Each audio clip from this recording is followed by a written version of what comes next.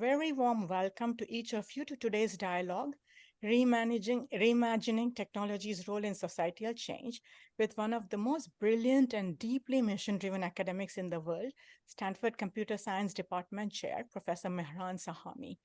Today's dialogue is being co-convened by Stanford Angels and Entrepreneurs, Stanford Angels and Entrepreneurs of Texas, Stanford Angels and Entrepreneurs of Southern California, Stanford Alumni in Sustainability, and the United Nations Joint SDG Fund Breakthrough Alliance. As the world leaders meet this week at COP28, attempting to address existential climate crisis defining our times, this moment of crisis could also become a moment of opportunity, a moment to reimagine ourselves, our world, reimagine and understand digital innovation's impact on society, on advancing democracy, in accelerating climate action.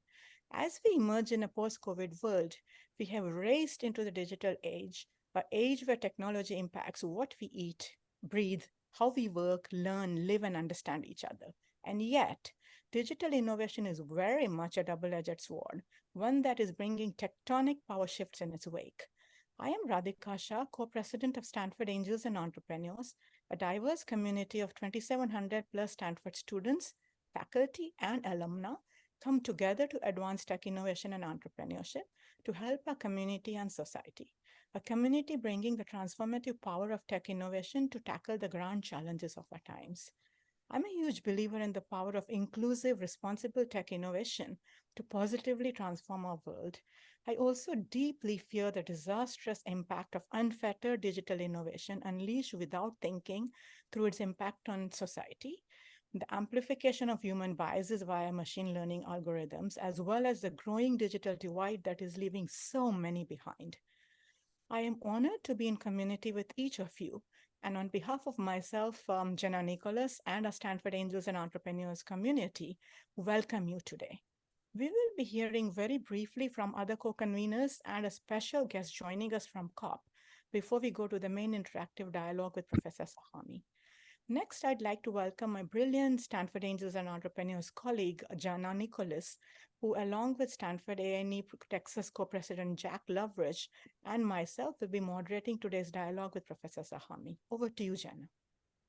Wonderful. So good to be here with you all. And I apologize, I will be on video in just a moment. I'm currently in Miami for Art Basel and stuck in terrible traffic, but it's such a pleasure to be here with all of you. I'm, in addition to being the Vice President of Stanford Angels and Entrepreneurs, really, really excited to be part of this conversation and helping to moderate today. I have known Mehran since my undergraduate days at Stanford, and currently run an organization called Impact Experience, where we do a lot of work around equity across investments, climate, healthcare, and education, as well as leading the investments and acquisitions for a group called One Planet Group, where we invest into seed stage impact-driven businesses and also serve as an advisor to Apollo's Impact Fund and various other work within the impact investing space. So the topic of our conversations today is very timely, and really, really looking forward to diving into the conversation. And I will hand over now to Jack, who will help us lead us through the next set of introductions, and looking forward to diving in further shortly.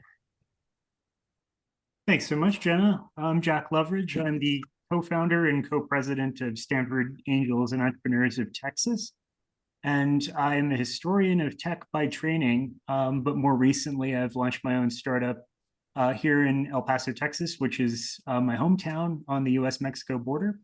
I'm really excited by this upcoming conversation because I previously worked as a senior policy advisor to the Paris Peace Forum on algorithmic governance issues.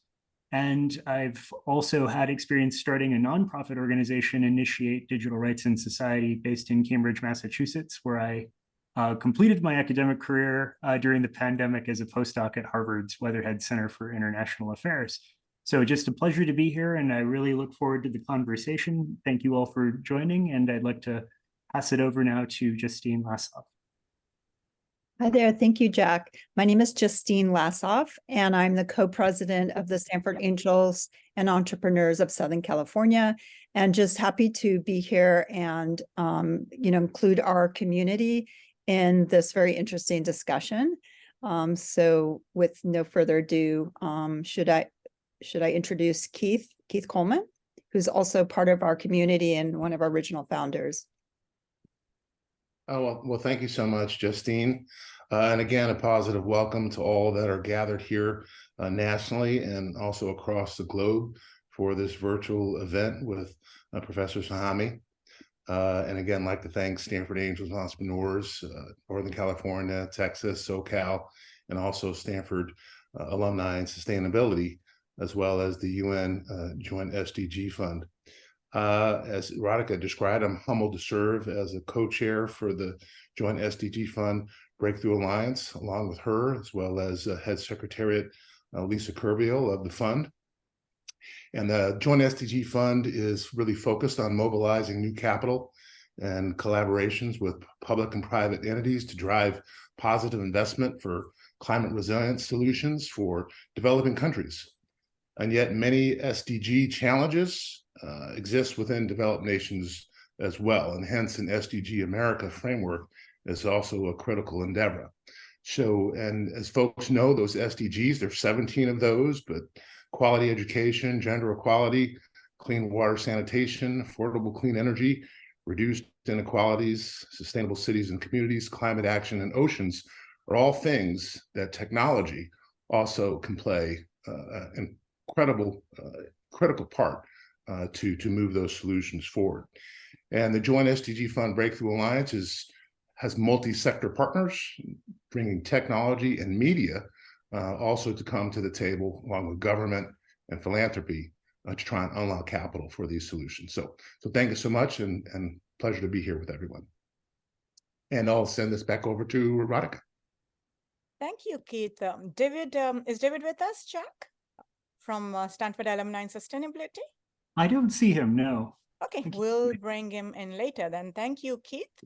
We have a very special guest joining us from COP28, and we'll be hearing from her before we go to the main section of our event today with Professor Sahami. I am delighted to introduce my colleague, Lisa Kerbiel, head of the Secretariat of the United Nations Joint SDG Fund, to bring us some quick United Nations and COP perspectives. Lisa is responsible for leading this flagship development fund at the UN to accelerate SDGs achievement in the Global South.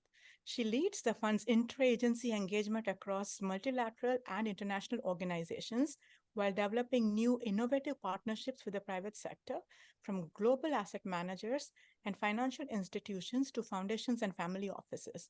She has served across the UN system, including in Somalia, South Sudan, Mozambique, and Kenya. Welcome, Lisa. Radhika, thank you so much, and colleagues, such a pleasure. Really want to thank all of the associations and representatives here tonight, especially to Professor Sahami, who I'm really honored to be with, and to represent the UN in this esteemed group, also an absolute privilege. Colleagues, the Joint SDG Fund was created by the General Assembly in an effort to make the efficiency and effectiveness of the UN development system.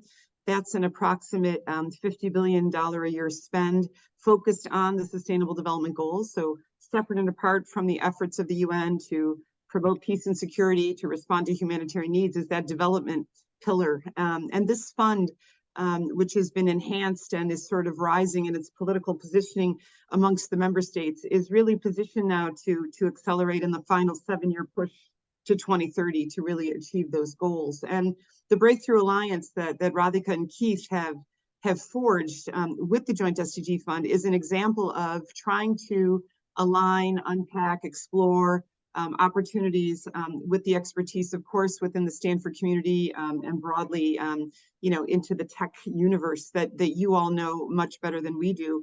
And I think part of my goal tonight was to bring a few highlights from COP28, where the Joint SDG Fund has been hosting several high-level events with ministers of environment, with CEOs of sovereign wealth funds, as well as with asset managers and civil society, really to bring a light to what is needed to move the needle on some of these large issues. And I'll just give a few takeaways so that we can kind of feel the energy of the room. I'm sure you're all following it in your media feeds. I mean, the first major highlight from our perspective is the affirmation of the Loss and Damage Fund. We've been following that proposal since last year in Sharm el Sheikh, and that endorsement and currently funding at about 650 million US from the UAE, Germany, EU, US, Japan, UK, member states, contributing to what can be an opportunity as a drop-down menu to enable countries to adapt and to prepare their disaster reduction strategies is really something that we see as critical, especially to developing countries, to small island developing states that are often on literally the front lines of the impacts of climate change. Another one, which you probably, in following Secretary of State Al Gore, Climate Envoy John Kerry, all of the conversations and influential voices around the fossil fuel phase out and boosting of investments into renewable energy. There's been a ban on private financing of coal-based power plants and other commitments being championed by the Global Renewables Alliance that really is allowing this COP28 to kind of push the envelope. We know that there are missing elements to some of this, but focusing on some of these positive statements and how we can really work with these advocates. And maybe I'll stop with the final one, which is the fact that we have local representation. A big part of what we focus on within the SDG Fund is localization. And there's been a significant featuring of mayors and governors, subnational representatives of member states through a delegation of Local Climate Action Summit. And I think these representatives are really giving a different voice and a different perspective to what climate action means.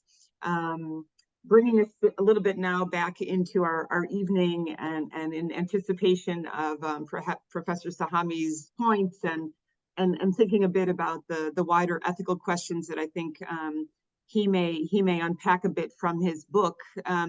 Certainly, digital transformation is one of the key transitions that was highlighted at this year's General Assembly back in September and in the SDG Summit. And a large part of the commitment of member states to the Joint SDG Fund has been to pushing that agenda forward. And we've recently launched a call for expressions of interest from across the world. And it's for our first $40 or $50 million allocation from the fund to really empower governments through digital tools to reduce poverty, to promote healthcare, to transform food systems. What are the innovative solutions that can drive genuine systems change? And I just wanted to give one or two examples because we're literally unpacking these proposals as we speak, and it might give you a flavor of what we do behind the scenes at the UN in this regard. The first one is from Chile, and it was one of our stronger proposals from Latin America. And the intent is really to use digital connectivity to help indigenous smallholder farmers. And their vulnerability, of course, to climate change means that if they're not digitally connected, they have much less early warning or ability to really track not only impacts of climate change and weather on their systems, but also how to obtain fair access to markets. So a big part of our project that we'll be developing in the next couple months, and this is where partnerships maybe with some of you tuning in might have resources, might have students, might have pro bono hours that you might want to lean in. But how do we devise a financial mix of public and private investments into that digital connectivity? The first loss money of the Joint SDG Fund is meant to spur and then blend in other financing. And we want to incubate the startups that can use regional satellite data. We want to incubate the startups for climate resilient agricultural production. And obviously work all of this under the government's plans and policies, looking at the use of telemedicine, telehealth for those rural communities, really just to, again, improve and address the needs of the most vulnerable populations in these rural areas of Chile.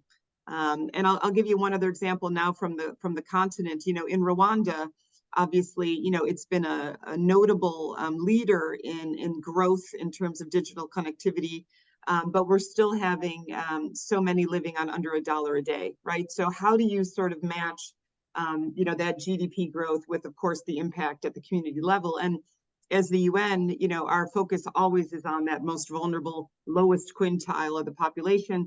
In this particular case, we're looking at women, mostly young women and youth who are looking to be cross-border traders. They're looking to, find ways to take their small and medium enterprise larger. They need loans. They need financial inclusion. They need ways for those transactions, those e-payments that they want to make, to be more affordable to them, and also be able to potentially unlock other resources. So in this particular proposal, we're trying to align national policy, of course, international standards, and then bring it down to digital trade cross-border with Rwanda and its neighbors, right? So what are the government service systems that are needed? What is the public-private dialogue? What is the conducive environment for investment? And who could we attract globally, regionally, to enhance that financial inclusion for these small-scale border traders? And I guess in a way, colleagues, that's my role, and that's where Radhika and Keith have been so instrumental. How can I translate what we're doing in Rwanda into Chile and make it marketable to potentially part of the Stanford Angel Investor Network? That's really at the heart of what we want to do. And I really want to appreciate all of you for giving me these few minutes, and I'll stop there. If there's any questions, I'm going to be here till the end, and if not, available, of course, on email. Thank you so much. Radhika, over to you. Thank you, Lisa. And since this event, while open to all, is grounded in the Stanford community, I should mention that Lisa is a proud Stanford mom also. So part of you have to put on a Stanford hat as well for this event, Lisa. Thank you for bringing the inspiring perspectives and for transporting us all to COP. Without further ado, we will now move into the main part of our dialogue. With my hat of alumna of the Stanford Computer Science Department, I'm honored and delighted to introduce and welcome my acquaintance, the brilliant mission-driven Professor Mehran Sahami, chair of the Stanford Computer Science Department, as well as an alumna of the same department, multiple Stanford hats. As a professor in the Computer Science Department, Professor Sahami is also a Bass Fellow in undergrad education and previously served as the Associate Chair for Education in Computer Science. Prior to joining the Stanford faculty, he was a senior research scientist at Google. His research interests include computer science education, artificial intelligence, and ethics. He served as co-chair of the ACM IEEE-CS Joint Task Force on Computer Science Curricula 2013, which created curricular guidelines for college programs in computer science at an international level. He has served as chair of the ACM Education Board, an elected member of the ACM Council, and was appointed by Governor Brown to California's Computer Science Strategic Implementation Plan Advisory Panel. He's a senior fellow at the Freeman Spogli Institute for International Studies at Stanford and a faculty affiliate at the Stanford Institute for Human-Centered Artificial Intelligence.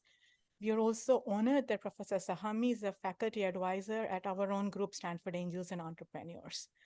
Professor Sahami is also co-author of the groundbreaking recent book, Systems Error, Where Big Tech Went Wrong and How to Reboot, How We Can Reboot, along with two other brilliant Stanford professors. The book could not be more timely. In this moment of the race to everything digital, we may not be pausing to think about how this double-edged sword of unfettered digital innovation is rapidly transforming our world, might be impacting democracy, shifting and concentrating power balances, and more.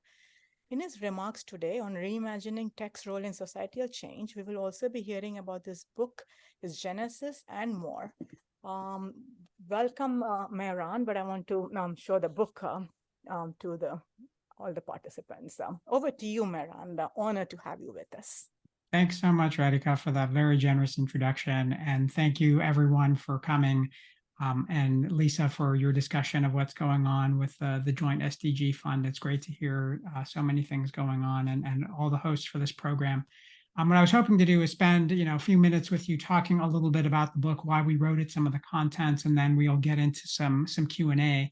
I think it might be easiest just to share my screen with you, and then we can kind of have a little guide for going through some of the slides. But as Radhika mentioned, the book is called System Error, Where Big Tech Went Wrong and How We Can Reboot, co-written with Rob Reich and Jeremy Weinstein, who are two political science professors at Stanford. Rob is really a moral philosopher. Jeremy's a public policy person who worked in the Obama administration, and I'm a technologist. And the reason why this book got written actually has a backstory that's about 5 or 6 years long.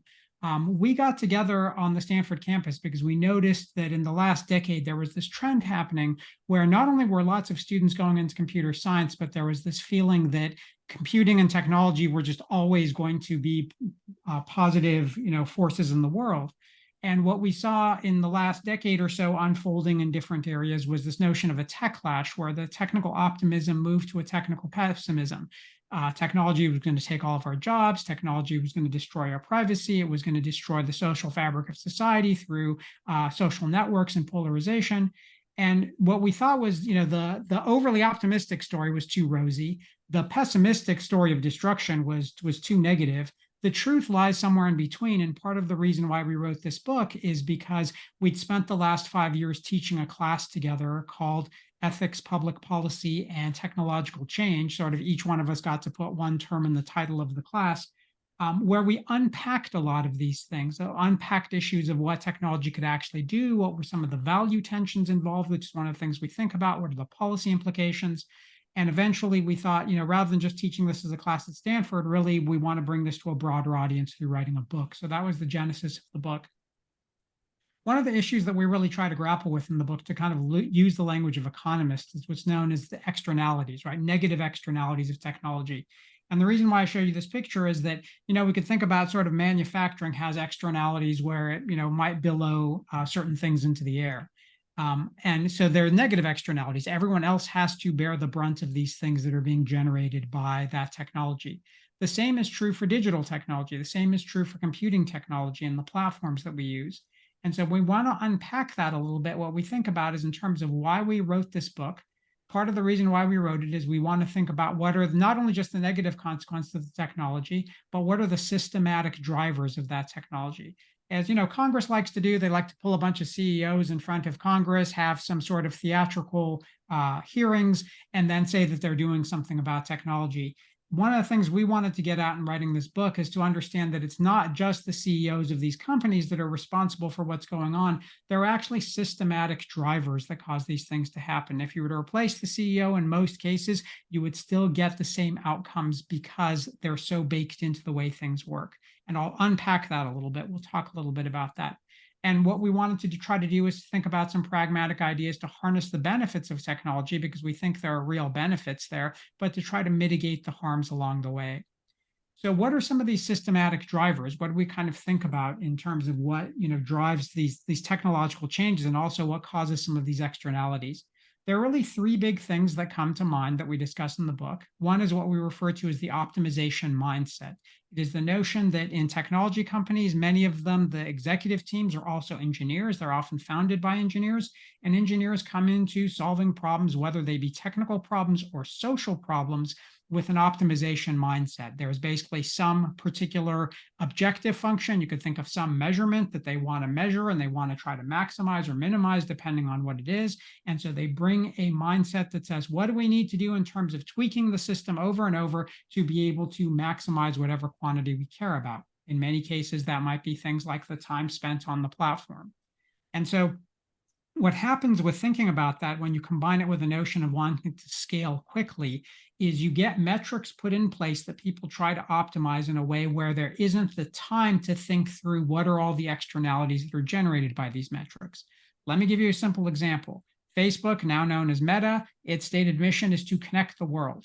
Well, what does it mean to connect the world? How do you connect the world? How do you measure connection in the world? The way this turns into a practicality is you measure things like the number of users you have, the amount of time they spend on your platform, the number of pieces of content they click on or interact with. Those are things that are all measurable. Those are things that can be optimized as you make changes to the system. What becomes much harder to measure and oftentimes is not measured and does not then become part of the objective function are things like how much polarization are you creating? How much hate speech are you generating? How much misinformation is getting into the system? Those are the externalities that are oftentimes generated by these systems, but they're not measured in the same way. And when we're trying to optimize a particular quantity that doesn't measure these other factors can bloom because they're essentially being ignored with respect to the things that are being measured and optimized for. And so that creates a system. That's why the book is called System Error. It's not about one person. It creates a systematic promulgation of this particular idea of optimization.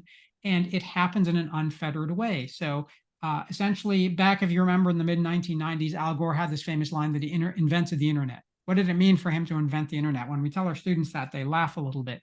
What it really means is that there was carve-outs that were made to create a regulatory oasis around tech platforms to allow them to bloom in the early days of the internet. And that was the right policy decision, in my belief, at the time in the mid-1990s. There was rollbacks on liability, rollbacks on commercialization. And so companies were basically unfettered in terms of regulatory structure. It's now nearly 30 years later, we have the same regulatory structure, but far more power that's going on in the tech sector that is still unregulated. And so that's part of what we call for in the book, which we're beginning to see some indications of with things like the executive order on AI that the White House recently issued, the EU, the European Union's AI Act. We're beginning to see some movements in this direction, but we need to see this actually move further. So what are some of the particular issues that come up? And some of these are related very clearly to the Sustainable Development Goals. One of them, for example, is thinking about algorithmic bias and fairness. Algorithms make very substantial decisions about our lives on a daily basis, whether we know it or not. Things like, do we get access to credit? Who gets incarcerated in the criminal justice system? Who might be qualifying for particular kinds of healthcare? And these are built on systems based on lots of historical data. The problem is that data often has historical biases in it, which means the algorithms that learn from that bias or that biased data just further perpetuate those biases, impacting things like gender inequality and impacting things like inequality in general across race, across regions. And so part of it is, what are the things that we can bring to bear to address these problems? What sort of regulation do we need that says these algorithms need to be audited?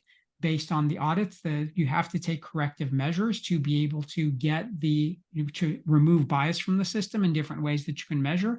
And if you cannot remove that bias, those systems potentially should not be deployed.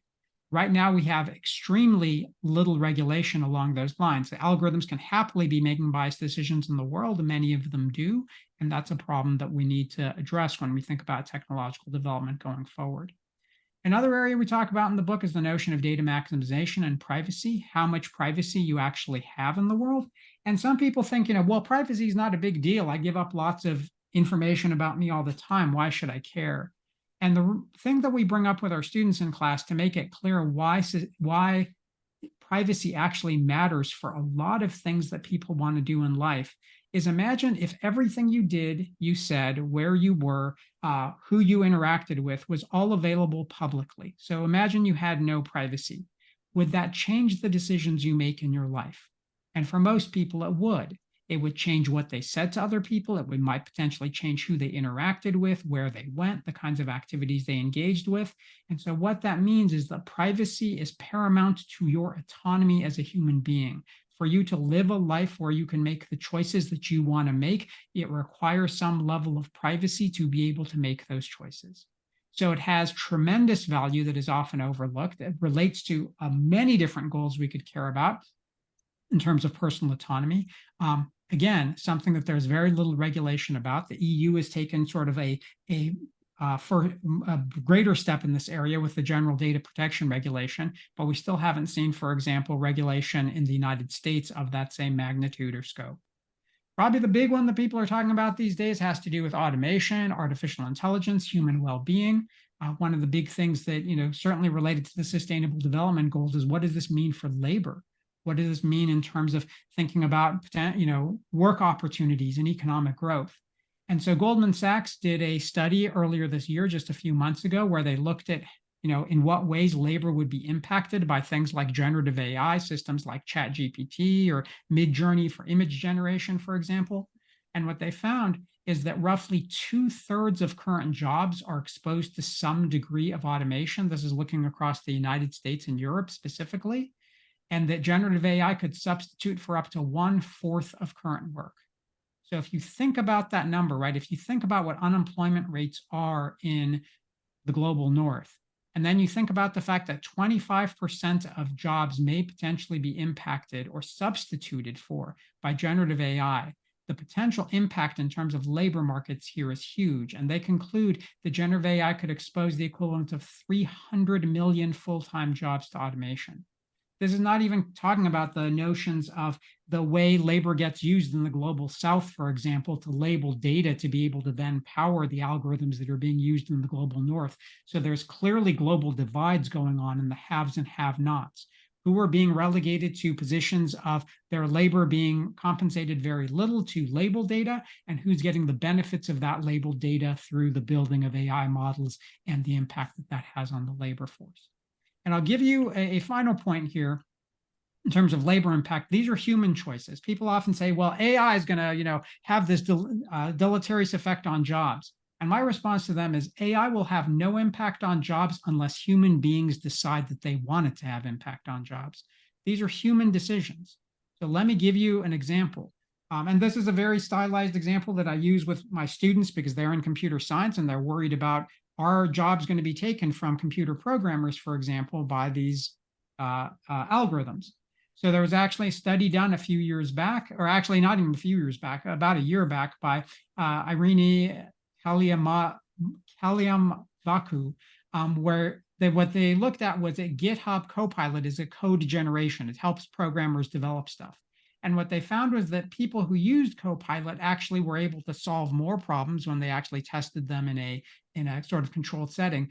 And most significantly, they solved those problems 55% faster. So more than double the speed of people who did not have these tools. And this is, high intellectual labor work. This is computer programming. And so here's the question. When I talk to executives about these kinds of things, here's the question. I say, imagine you now deploy these tools across your development organization, which many of the large companies already do. And you get 25% greater productivity from your software engineering team as a result, which is not an unreasonable percentage given some of the work that's happened in studies. What do? Do you choose to take on 25% more projects so that extra productivity is now fully employing the people that are working? Or do you hire 25% fewer software engineers, which means you're going to have a significant impact on the labor market? And these decisions are being made now. They're being made across different industries, and they certainly affect things like economic growth, decent work, who lives in poverty, who will have what kinds of jobs. So these are very directly related to the SDGs. And the bottom line is they're human choices. We shouldn't just relegate thinking about technology is going to do all this stuff. We make the decisions about what technology does. And unless we're informed and make smart decisions, these things just kind of roll forward and we get labor impacts that maybe we didn't expect. The final thing that I'll talk briefly about that we talk about in the book is the notion of free speech and democracy. Democracy, thinking about that notion of self-determination, certainly something that we would think about, at a broader level in terms of the SDGs. And part of the issue that we see, even in the last few weeks and what's been going on in the world is the tensions between free speech, democracy, and human dignity. Right? If you want to be an absolutist about free speech, it means you are also allowing people to post misinformation, which is deceptive. But if you allow them to post anything, that's an absolutist commitment to free speech. And that also allows for harassment, right? It allows for hate speech. And so what we need to think about is we have value tensions here. That's really our bottom line in the book. When we try to deal with these issues, it's all about value trade-offs. It's not technology good or bad. It's what are the values you care about? How are they encoded in technology? What do you want to do about it? So the final thought I will leave you with is, there are all these issues, but this is not just a wave that happens to us. This is something we can control in different ways. One way that we could think about it is whatever locality we're in, wherever we have the opportunities to have our voice be heard, whether that could be through electoral process or in other ways, to think about shaping policy that happens. Because these issues are much bigger than individuals. Sometimes the narrative that you'll get is, oh, you don't like some app, you don't like Facebook, you don't like, Google, whatever it is, just delete the app, just don't use it. It's your personal choice. That narrative is a total red herring, because if I choose not to use Facebook, that does not mean I'm inoculated to the effects of Facebook on democracy in the locale in which I live. So we need to think about these as systematic problems. They require systematic solutions. And what that ultimately means is in the places where we can make our voices heard, where democracies exist, we need to build democracies capable of governing that technology if we want to see its benefits harnessed for everyone rather than just for a few. And so with that, I'm going to stop the share and we'll open it up to, over to Radhika for some discussion. Thank you, Mehran, for the insightful and deeply inspiring and thought-provoking perspectives. Now we will move into our interactive session with Mehran. Myself, Jenna, and Jack will be asking Mehran a few questions, and following that, we'll be taking questions from participants. So in case you want to start thinking and sharing your questions in the Q&A box so that we can start getting there very soon. Mehran, you've always been a major champion of how cutting-edge tech innovation can help society, including your groundbreaking work on how tech can transform computer science education and make it more inclusive, how tech can advance the sustainable development goals. Can you describe your personal journey on reimagining tech's role in societal impact as you co-authored this book? Did the process of researching, introspecting, pausing to reflect and write change how you view the impact of tech on our world? Did something shift along the way on how you view tech's role in bringing societal change? That's a great question. I think two things changed for me. One thing is really believing in the power of people as change agents. So, coming from the technical community, sometimes there's a skepticism about institutions like democracies, institutions like grassroots organizing, because there's a feeling that technology is just rolling forward and it'll roll over whatever gets in its way. And working with political scientists and really getting into some of the research about where people have tried to make change, how they've tried to make that change, it's really renewed my faith. It's made me more of an optimist in the ability of institutions to do things. Now, when I tell people that, they sometimes scoff. They're like, hey, well, have you seen what's going on in Washington, D.C.? Have you seen what's going on in the EU? And my response to them is, those are issues of our own making, right? I mean, these democracies are made up of what we vote for, of the things we want, of the ways we make our voice heard. So giving up on it means giving up your voice. The second thing that I've gotten to really believe in is the power of technology to be able to either bridge a divide or create more of a divide. And the area I really think about a lot is education, which is I see all these powerful tools being developed, especially with generative AI that can help like tutor students, that can help them, with their studies. And what I worry about is, are those tools only available to a select few who already are advantaged and it will make them even more advantaged? Or are there ways that we can think about, for example, funding, where we can make these tools available to a much wider swath of people? And actually what a lot of the research shows is that the people who are most likely to benefit from things like generative AI are the people who have the least resources right now, the people who are, for example, have the least education. And so I think that has great potential to actually close that gap, but it means we need to think very consciously about how we make it available more broadly to everyone. Thank you, Mehran. As you talked about leaving no one behind, I have a follow-up question on that. As UN and world leaders are gathered at COP28 discussing the greatest existential crisis of our time, we run a grave risk of leaving the most vulnerable behind as we combat the climate crisis. Migrants, refugees, indigenous and rural communities from the global south, often girls and women, are the most impacted by climate change, and yet they rarely have a seat at the table on climate dialogues. Their input is often not there. Mehran, can technology help us achieve a more just climate transition? Or could the rapidly growing digital divide and the tech-driven shift into our power balances make this problem even worse? Well, it certainly has the potential to make the problem worse. Part of it is also the energy consumption of models that are being built, the energy consumption also of other technologies, for example, like blockchain that have been developed. And so it certainly, the energy usage is one that, as it continues to grow, presents an even greater challenge to climate change. The flip side of that is, I think, like I mentioned before, education, I think, is really a critical factor. How do you educate different communities to think about their impact on climate change, to think about the different ways that they can also play a role in it? And how is that relationship between the global north and the global south play out?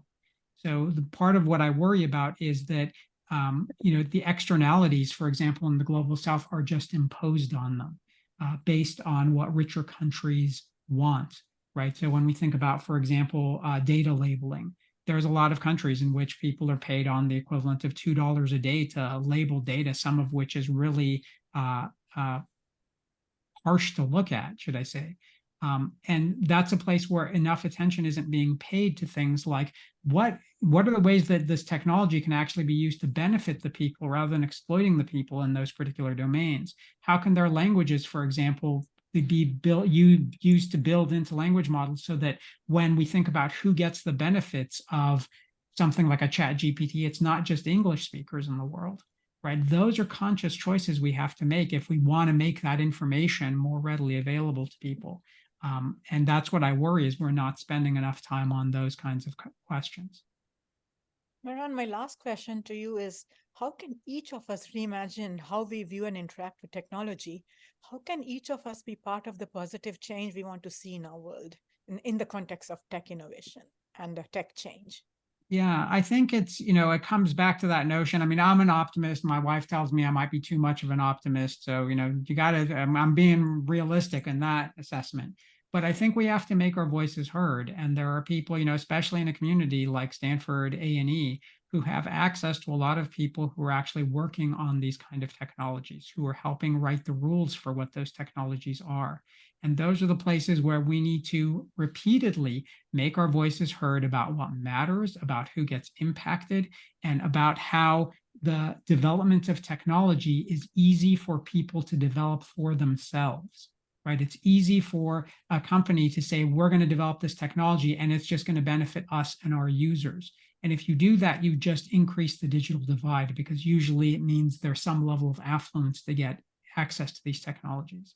So that's really what I would like to see in people who control purse strings, for example, for certain things like the SDG fund, is thinking about how do some of those, who are the people who are actually making the inroads to say what we want to do is build models that are more equitable, that make these technologies available in different languages, or that can reach different parts of the world, or that fit into particular school systems in different ways than we think about, for example, happening in the United States or in Europe. Those are conscious decisions. And I think the more we can impact those conscious decisions rather than letting the technology just kind of roll along, the better we do to close that gap. It's not an easy problem, though. Thank you, Mehran. Now I'll hand over to Jenna Nicholas for part 2 of our dialogue with Professor Sahami. Over to you, Jenna. Wonderful. Thank you. Thank you so much for your remarks and reflections so far. I was really struck by your line around systemic problems require systemic solutions. And I'm curious, how do you think about how we can cultivate more of a systemic approach to tackling the issues that you discuss? Sure. So I think one of the things is understanding what are the narratives that also work against that systemic, thinking about systemic solutions, right? So I already mentioned one, which is the notion of the individual actor, right? If you don't like the stuff, just don't use it. Which is actually a very common trope that's used to think about, stopping a larger regulatory structure. The other one is the phrase that often gets thrown around, which is that regulation kills innovation. So if you have regulation, you're just going to stop innovation. And that one's also a total red herring, and I'll give you an example why.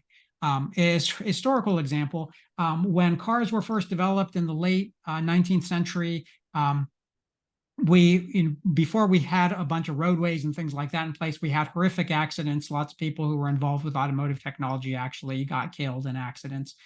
So what did we do? We regulated, right? We said there's going to be roadways. You drive on a certain side of the road. We're going to put in speed bumps around schools. We're going to put in traffic lights. We're going to require you to wear a seatbelt, a whole bunch of things that made that whole system of driving safer for everyone, right? We didn't say, hey, if you think that driving's dangerous, don't drive. Right? That's the same analogy that's being used with, if you don't like the app, don't use the app, right? There's real value people get from using the stuff in the same way they get value from driving. So just saying don't do it isn't the solution. Did that stop innovation in automotive vehicle development? No. It just made the system safer for everyone. That's the same kind of thing we're looking for in technology. We're not saying stop technology. We're not saying put a moratorium on it. We're saying if you want to build a decision-making system, you're required to test that decision-making system for things like gender bias and racial bias. And you have to report those things. That does not stop you from innovating. As a matter of fact, that will force you to innovate more, because if your competitors have to do the same thing and you're all reporting your results, that forces you to try to build a system that is more just, because these are public results now. Right? So in some ways, you can actually get innovation spurred by regulation. And so just kind of dismissing it and you see this a lot, right? I mean, you see this in a lot of, I won't name names, but there's been some very high profile recent blog posts that talk about like, yeah, regulation is just completely wrong. And it's just dismissive, and it actually shows no depth of thought with respect to what regulation can actually do. Thank you. Thank you so much for those reflections. And I'm curious, in the process of writing your book, in many ways, there was a sort of bridge building process between technology, policy, and ethics. At a macro level, how do you think that that's possible in terms of to have more of this bridge building between entrepreneurs, investors, policymakers, those kind of addressing these issues from an ethical perspective? How do we think about that bridge building? Yeah, it's a great question to think about. And I think, one of the things that I often think about is how do you get value alignment? How do you get people who care about some particular thing as a value, whether that value is, access to high quality education, whether or not that value is, better methods of communication among people. And then how do you think about the different facets of that value and being able to promote it in the ways you care about? Some of them are technological. Some of them have to do with regulatory structure. But at the end of the day, what it gets down to is everything has a value tension. And if technology is being built without understanding what the value tension is at its core, it's very likely to get it wrong. And so I'll give you an example, just a completely different example, is the value tension, for example, around encrypting all information, right? So you could say something like if you're using WhatsApp or something like that, you get end-to-end encryption. And so if you care about absolute privacy in all your communication, that's great. Like encrypt it all, no one can see it. Well, what's the problem there? If you want to take an absolutist view toward privacy, that means you also have privacy for terrorists, you have privacy for child pornographers, you have privacy for people who traffic other humans, right? Those are the realities of what that value tension is. And so if the technology gets built without considering those things, then we get these externalities that maybe we didn't think about before. That doesn't necessarily mean we wouldn't still build the technology. It means we need to build it cognizant of what we're really bringing about as a result of it. And that's the place I think you can get a lot of people to actually agree, because a lot of people do have commonality in value. Thank you. And my last question before transitioning over to Jack, we've talked obviously about the COP taking place, right now. As you think about this value tension and the power of technology to be used for good and bad, and sort of the climate challenges of the world, like how do you think about the power of technology to address some of the climate challenges that we're seeing right now and kind of the opportunities in that space? Yeah, I mean, technology, there are certainly aspects of trying to build greener technologies, right? How do we think about if we assume, which I think is a reasonable assumption, that energy consumption is going to continue to grow, especially around computing? What are the ways that we think about how we make that technology more efficient in terms of, for example, where data centers get built, how they get cooled, where the source of that energy come from? And luckily there's some potential alignment there, because the companies that are building these huge data centers actually also have the resources to put in to think about generating cleaner technologies or more energy efficient technologies. So part of it is getting alignment among the people who are getting the benefits of developing that technology to also think about the climate impact. Some of them are, some of them are not, but that's an opportunity to be able to say, if you're going to be generating this kind of energy consumption, you have some responsibility to also think about climate impact as well. And then taking the developments that happen there and making them more open source, making them available to smaller players that don't necessarily have the same resources to do that. At the same time, there's also the big problem is just the information problem. How do you get people to understand the impact that they are having on climate through the various actions that they take? So that's one of the things where I think about the power of technology as a way to disseminate information, to make people aware of that. I don't think there's just one solution there. I think there's a bunch of solutions there. But again, I'm overly optimistic, but I believe in the power of education to actually change people's behavior. And we're going to need a lot of human behavioral change to actually get the issue of climate under control. Fantastic. Thank you so much. Over to you, Jack. Thanks very much, Jenna, and thank you, Mehran, for an excellent presentation. And in reading the book, you and your co-authors term the GDPR as a modern Bill of Rights for the digital age. Thinking about regulation in the European Union right now, is it emerging as a gold standard of sorts for all sorts of digital platforms? And then secondly, what is that going to look like across the global South, the global majority? What standards do you see emerging that will govern technological change across those regions of the world? It's, there's great questions tonight, I got to say. In terms of thinking about GDPR, I would say there's a lot of goodness in it. There's still some things that need to be worked out. There's some rough edges. There's issues of how this stuff really finds its way into implementation, right? So these days, when you go to websites and you get all these cookie warnings and stuff like that, you can thank GDPR for that. Whether or not that's actually made us have any greater sense of privacy is unclear. And so this is one of those places where we need to think about how does the regulation actually turn into implementation. I'll give you a really simple example. There's really no reason why every website you go to has to pop up this little cookie thing to talk about your privacy. What you really could is you could have a web browser that's instrumented. So you say, here are my preferences, enforce those everywhere I go, right? It's actually extremely easy to do technologically. Why do the browser builders not do that? Because they want to be able to gather your data, right? So those are places where we can say there are certain things from a policy implementation standpoint that we would actually like to see at a finer level of granularity than just the values.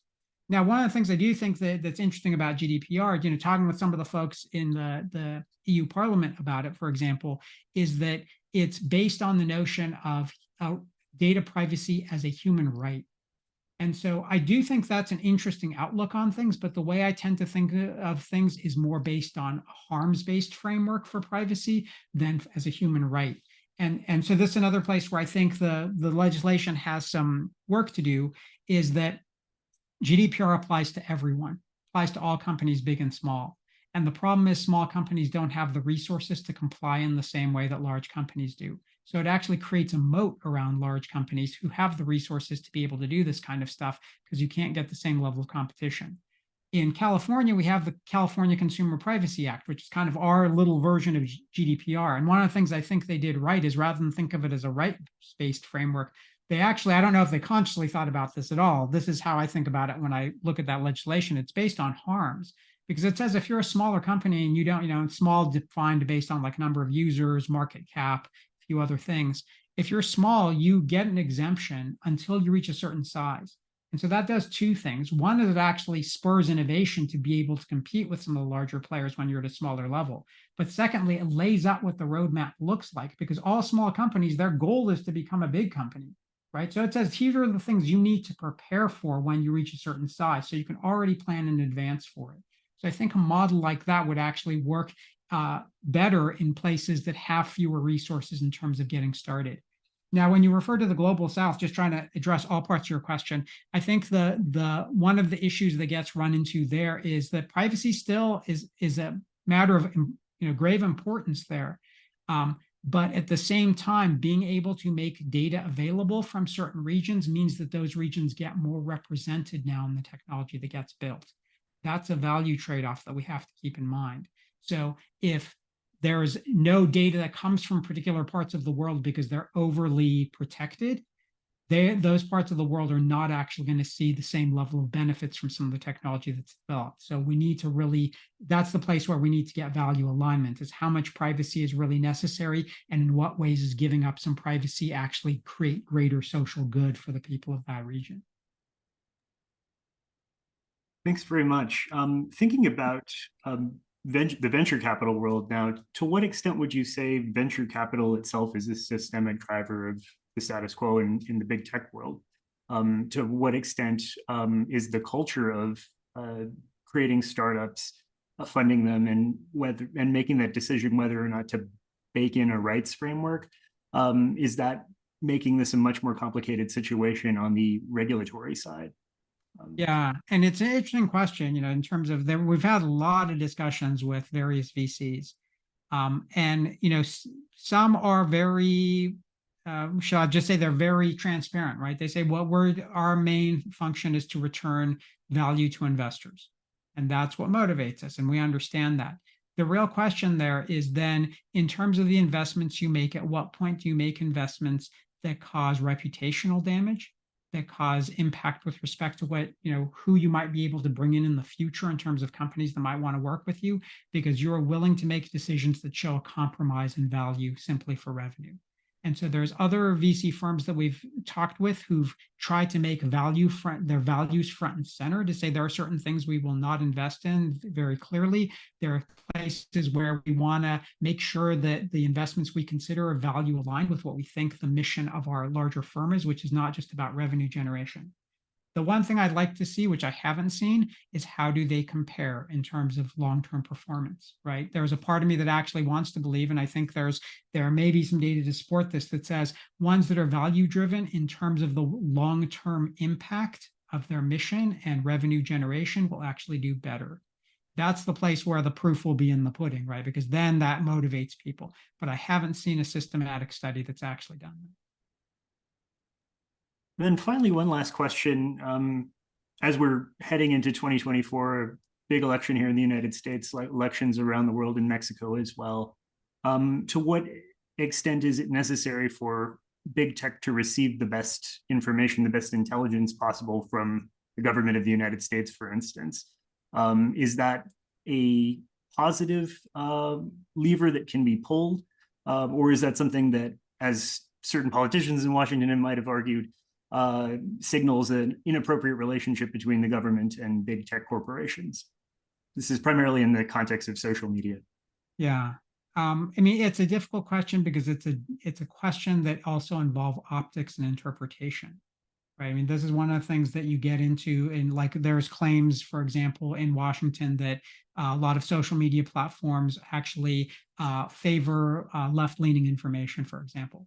And people have actually studied this and found that no, in fact, if there's any kind of leaning in the attempt to try to be balanced across what's being presented relative to who's on the platform, there is actually more of a bias toward showing right-leaning information, at least in a couple of the studies that I've seen. But that doesn't change the interpretation. And so, I'm a big fan of having as much valid information made available to the public as possible.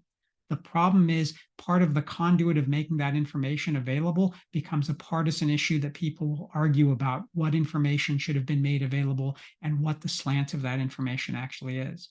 But from my perspective, I think the more valid information that is actually made available through these kind of platforms, the better off we'll be. But it's going to, the people who don't necessarily agree with that information are going to spin it in a different way. And that's going to create a real suspicion from the public as to what information they're getting.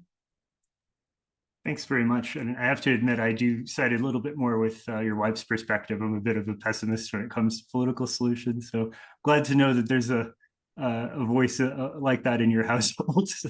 Yeah, no, it's a realistic household.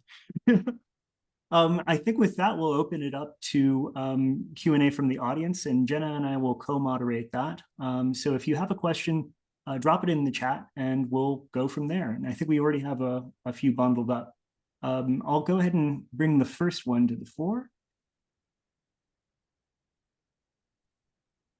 Tori Reed, we can say the same thing about capitalism as a whole externalities are not factored into the model system. I'm sorry, that's quite a question. Aha, Corey Culligan. Is there a way? Hi, Corey. A classmate of yours. Is there a way you can see for technology and social media to increase our attention span and breadth of interest and connections rather than narrow or reduce them? Yeah, that's also a fantastic question. I think there's lots of opportunities there. The problem is we have so many different platforms that are all vying for our attention.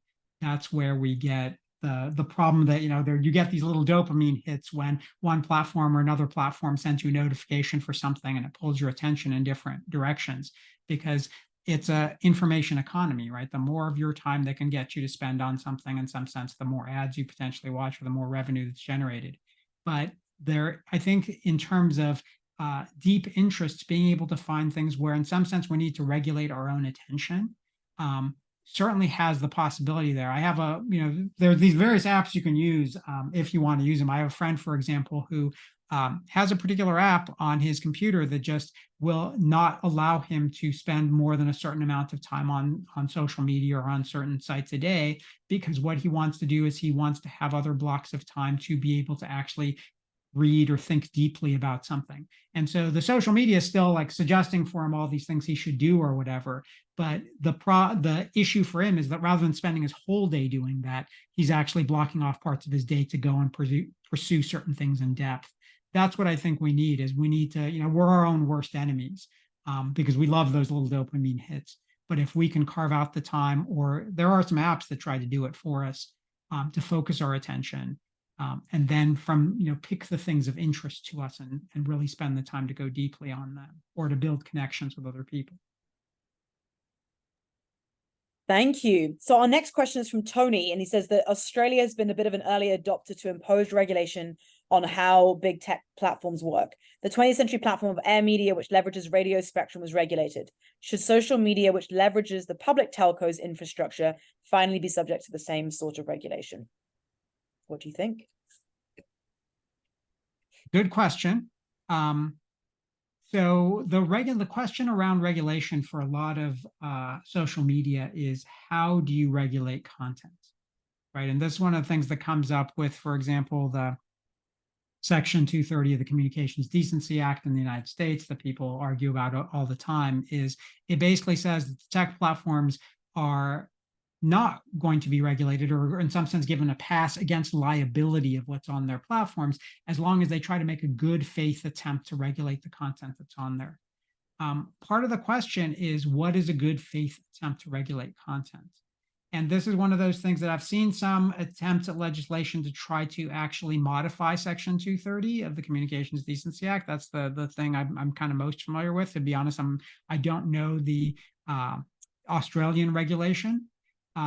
But the difficulties there are, to be honest, is lobbyists who come in and basically add things to legislation that make it meaningless.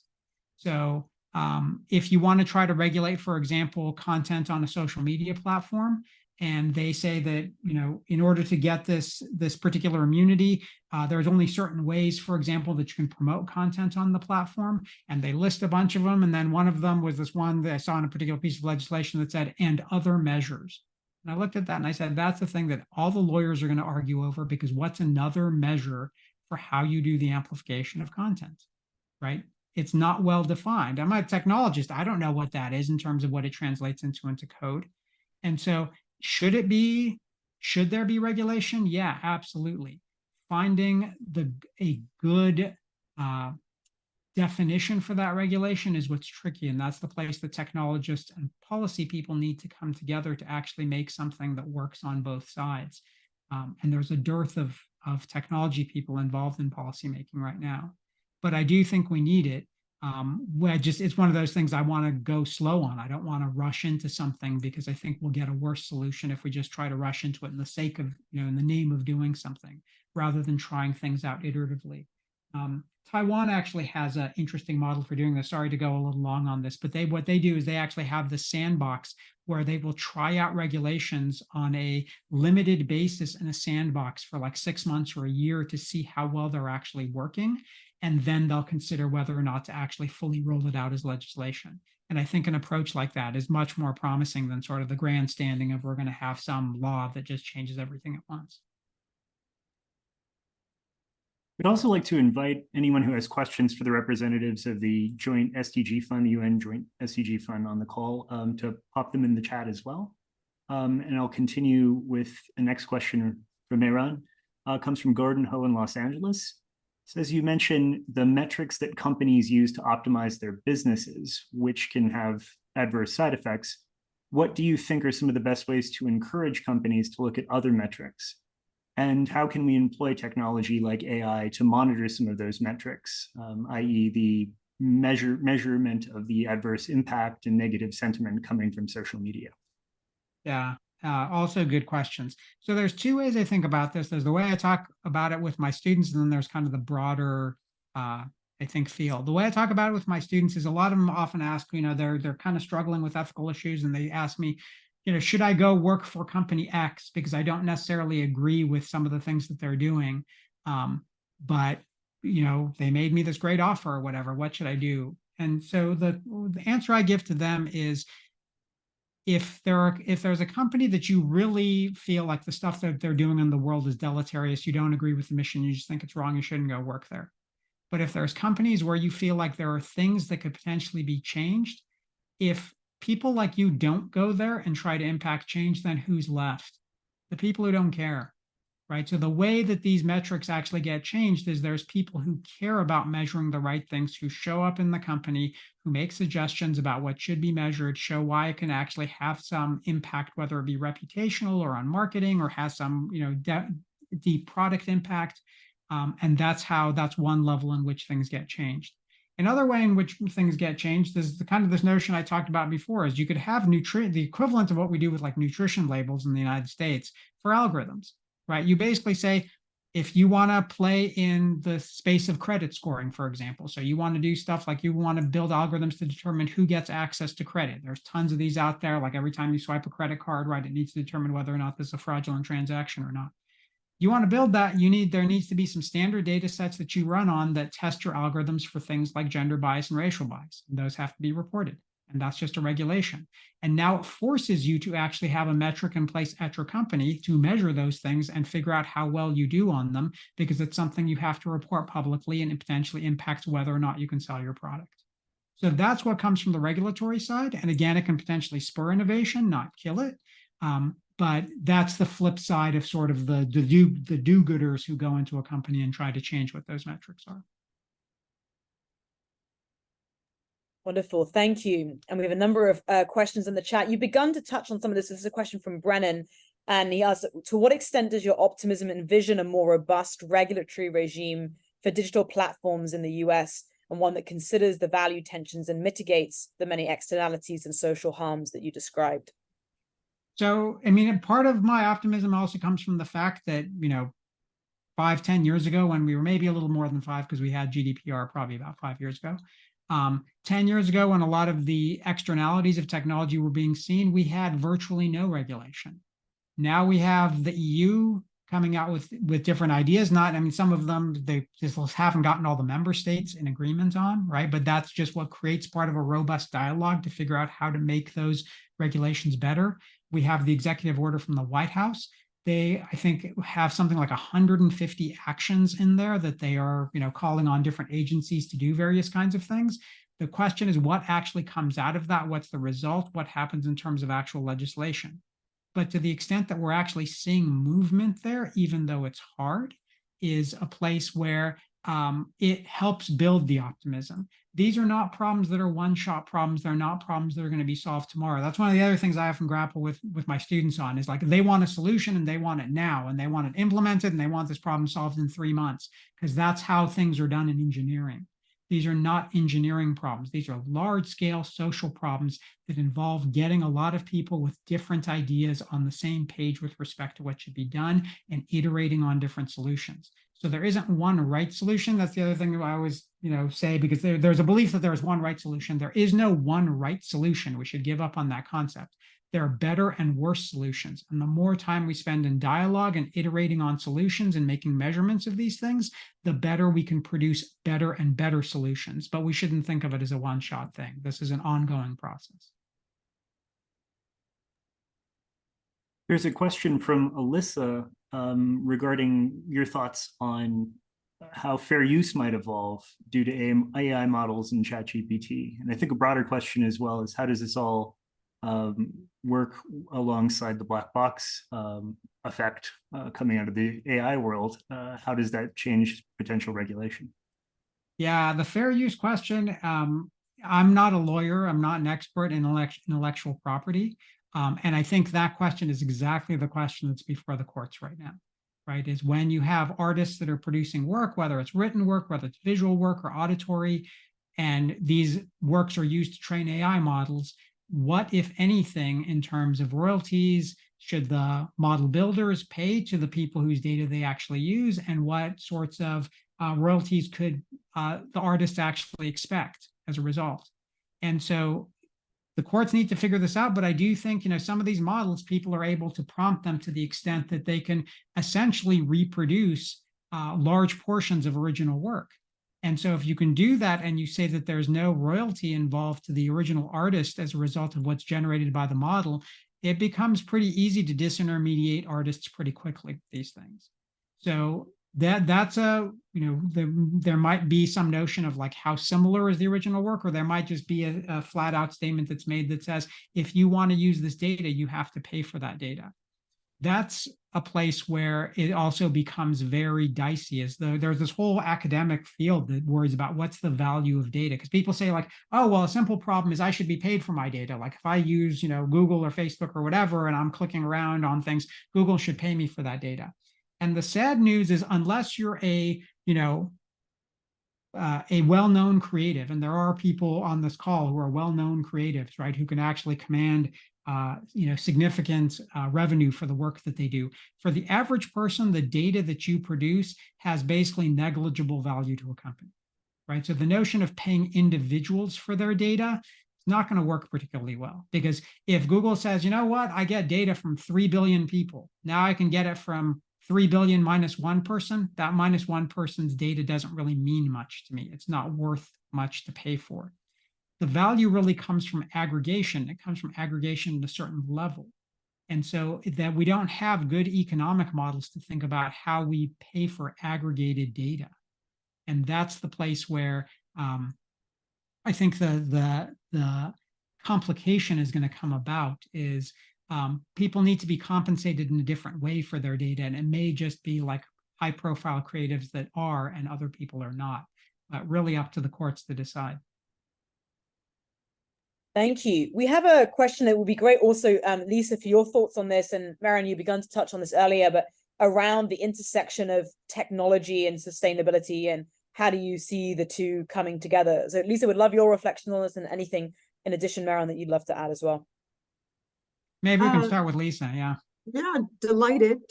I think, the global view on how many are being left behind because of the digital divide is at the center of our focus. And I think, when I listen to the nuanced complexities that Dr. Sahami is unpacking for us, I'm constantly in touch with colleagues in Papua New Guinea or Somalia, where, even having a phone is something that is seemingly too far off for many. So I think I often feel challenged with how to create this divide. I think Professor Sahami's comment about preventing what we already need to know to be the ills of some of this runaway technology in countries where it has not yet been used is really the answer that the UN wants to provide. So this global digital compact, which is including a whole segment bringing experts together around the AI, the realities of AI and its impact in countries that are not democracies, and arguably how that impacts protection of human rights, is something that the UN is trying to unpack. We just need a lot of support, I think, to do that adequately, because each and every government is seeking this in different ways. And, Google has its offices in many of these countries already because they have targets for bringing on billions of new users from the continent, for example. So, how do we make sure that rampant desire for growth, which in some ways does have benefits, can have job creation, can have hopefully some spillover effects, isn't outweighed by the other. And I fear I'm more listening and learning than I am pretending to have the answers. But I do really value this intersection of our worlds, and I really hope, and I thank Keith and Radhika for constantly kind of bringing us together, because I hope maybe it can spur some more curiosity in some of the audience tonight, and bring us over to our side, bring you over into the world of the UN, and bring some of your incredible your knowledge into our issues, because they're immense. Thanks. And so when I think about technology and sustainability, I think I spend more of my time. I mean, there are the notions of whether or not you could use computing technology, for example, and people are doing this now with, folks like DeepMind and other places, like new materials development, and the kinds of materials that you might be able to create that are, more efficient in terms of holding in heat or cold or whatever the case may be. So you try to reduce costs for essentially like things like air conditioning or heating in particular areas. So there are ways where you can think about lots of different ways in which computation is spurring research that deal with different aspects of sustainability. But where I think, where I spend more of my time thinking about is on the consumption end, is how do you match the ever-growing consumption of energy in the technology sector with better ways of producing that technology in a way that's more sustainable, right? And there are some benefits. You have the fact that data centers are concentrated, that they can be located in places that may not be places that human beings want to live, but in which there might be like more availability to water or natural means for cooling. So those are the places where I think that the way I think about it is kind of that, what is that symbiosis between technology development and the sustainable guardrail on it that says we're not just going to blow out our energy consumption even further. So we try to save in something like industrial usage somewhere else, and we just more than make up for it in computers that are just consuming cycles. And so from that standpoint, I think about there's lots of other ways that we need to be able to contain climate impact. On the technology side, we have some other variables to play with, but unless we make a concerted effort to contain the climate impact there, it's going to become a big source of warming as well. Just joining us on the call is Paula Mariwala from SANE of India. And I'd like to invite her to introduce herself to the group and ask a question if she sees fit for either Mehran or for Lisa. Thank you. Hello, Paula. How are you? Hi. Well, it's good morning here. It's about 7:30 a.m. But good evening to all of you, and thank you so much, Radhika and Jack and Jenna for this fantastic conversation with Mehran. Mehran, always a big fan of you and your work, and such thoughtful comments. So just a privilege to be part of this conversation from India. I think a lot of great questions have been asked, but just from our perspective in India, and sorry to just introduce myself, I'm the co-president of Stanford Angels and Entrepreneurs in India, which we started in 2015 and have been doing several joint convenings with the SAE chapters elsewhere, particularly with Silicon Valley.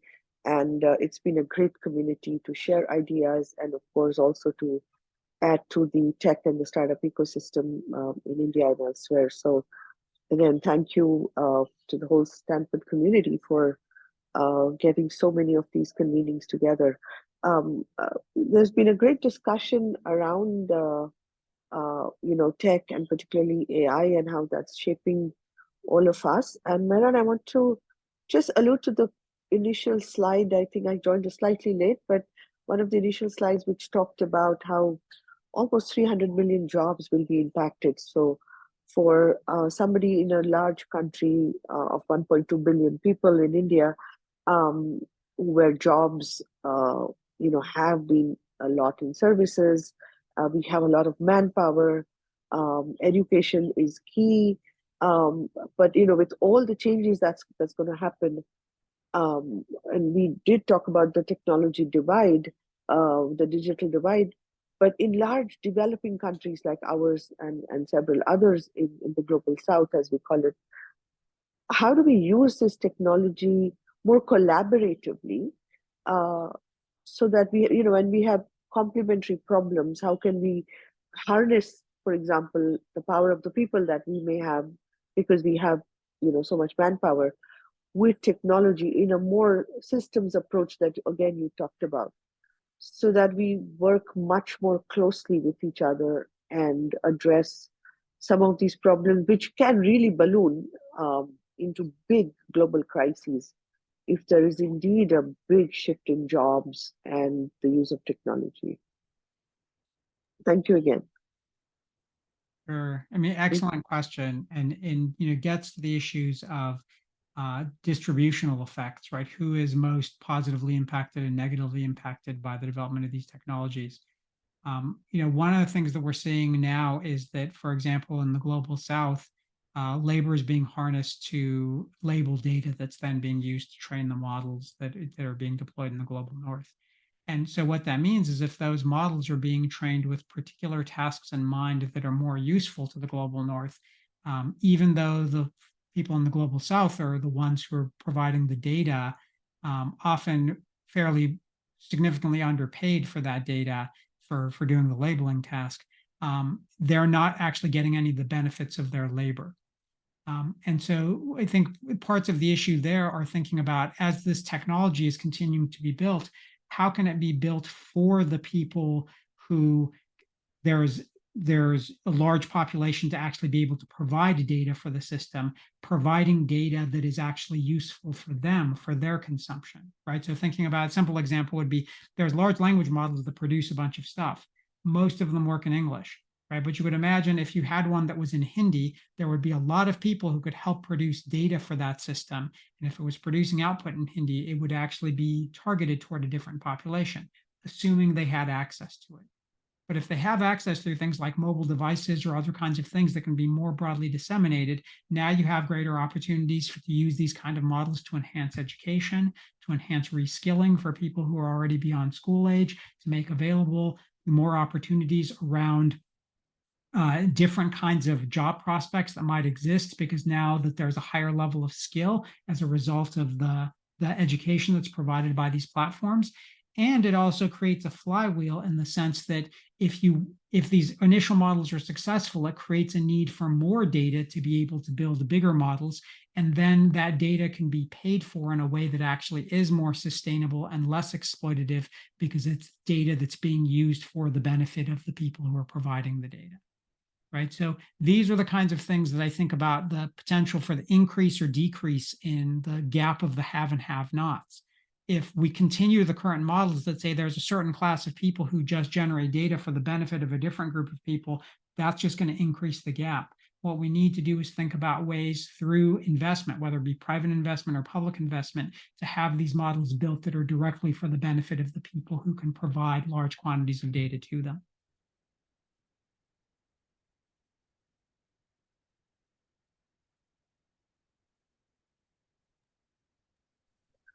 Thanks, Mehran. I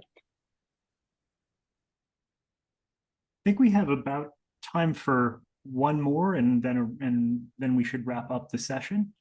I'm going to hand it over to, well, Keith, would you like to ask the question yourself? Keith Goldman, on research and data being crucial elements. Yeah, absolutely. Thanks again so much, Professor Sahami, for sharing your insights with us this evening. My question, and I mean, perhaps a lot of our questions kind of relate to, as you were describing, research, data are really critical for educational practices and experiences. One of the challenges with that is that may or may not, change the hearts and minds of those who are attempting to be educated in that way, whether they're lay people, people in government, people in the industries themselves that we're speaking of in terms of technology or other kinds of extractive industries. And so one of the questions is how can we find stronger partnerships with those in media, in television and film, which in many respects do have a different effect on people as they've had for a number of years in terms of manifesting change in people's perception and their values, and then perhaps even policies. So can you share a little bit about that? Yeah, again, another good question, and part of people have tried to think about this in different ways in the past. One of them is, for example, there's an organization called Code.org that is one of their big, mantras is they want to make computer science education available to everyone universally, right? Actually, around the world, they have international initiatives as well. And part of doing this is that if you just, say, oh, we have another computer science class that's available online. I say that because I have a computer science class that's available online. That's not the kind of thing, as you mentioned, that changes hearts and minds. That's just information. It's not motivation. And I think that's one of the things that people realized, pretty early on in the whole notion around online education is online education can do a great job of transmitting information. It generally does not do a great job of transmitting motivation in the way that a caring teacher does. Right? It's just a different thing. You need to have self-motivation to do that. And so stories like you're talking about are the things that motivate people to want to do things like, hey, someone else like me did that. And so it's possible for me to go do that. There's someone I really respect, or even maybe someone who's just some celebrity somewhere says this is an important thing to do. And if I'm like a 12-year-old kid who spends my time on TikTok or whatever, and I'm listening to celebrities about what's important, and now someone gets up there and tells me like, wow, they're a supermodel, but they're also telling me like coding actually matters. Like, that's weird. I didn't expect that. These little nudges that push people in the direction of thinking about maybe there's something here you want to explore. Maybe going into this area doesn't label you as a nerd or a social outcast. Maybe this is actually a cool thing to do. And I have some friends who work in research that basically one of the things that they do is they create summer experiences for underrepresented students to learn about potential ways they can plug in the tech industry. And so they were telling the story basically of one student who was in there, and a bunch of his friends, it was kind of, I think, a more rough and tumble crowd. A bunch of his friends were like, wow, you're gonna, you're just like geeking out, like doing this stuff. And he's like, no, I get paid to test video games. So you know what that means I do? It means I spend my whole day playing video games and someone pays me for it. And suddenly all of his friends were like, what? That's a job? You can do that? It's like, yeah, that's actually a role in the tech industry, right? And the more skills you have to be able to help you get a position like that, the more ways that you can find entrees. And suddenly his friends became pretty interested in figuring out how they could get the skills to do that too. So hearts and minds were changed, but it wasn't because of information. It was about seeing someone who was a peer or someone they respected be able to do something or say something they couldn't do before. And so I totally agree with you on that. The other thing that's sometimes been thrown around, just to kind of complete the point, is some people have said, like, if you look at a bunch of stuff we tried to teach in various classes, and we just have a bunch of students fail. So like the failure rate for college calculus, for example, is like close to 50%. Like if you look across all universities, which is horrendous. And it translates into something like $2 billion of tuition going to waste a year, like what people pay for those classes and they fail. So Woody Bledsoe, who was at MIT, had this idea. If you took 1 year's worth of that money and you just took a fraction of it, like $500 million, you could create like the top most Hollywood scale introduction to calculus with special effects and celebrities and all this other kind of stuff that might actually get people more interested in the subject, right? And actually in the long term would save money. Is that something we might consider doing? It's an interesting idea, but no one has, because it just sounds too outlandish. It's too far out there. But those are the kinds of places where it's about the power of storytelling and production value, where if you can actually bring them together, you can change education in ways that people don't think a lot about. Wonderful. Thank you so much, Mehran, Lisa, for your remarks today. Thank you, Radhika, Jack, Keith, Justine, Paula, for co-moderating and hosting today. And thank you so much to each of you for joining and being part of this conversation. Please follow us on LinkedIn. Please join for future events. Really looking forward to staying in touch. And thank you, Mehran, for inspiring us with your optimism and inspiring us with the power that each of us have to ensure that technology isn't just something that happens to us, but rather that we have the agency to engage around these important topics. So really appreciate the time together in this important conversation, particularly as COP is going on, and really looking forward to continuing. So thanks so much. Thank you so much for having me.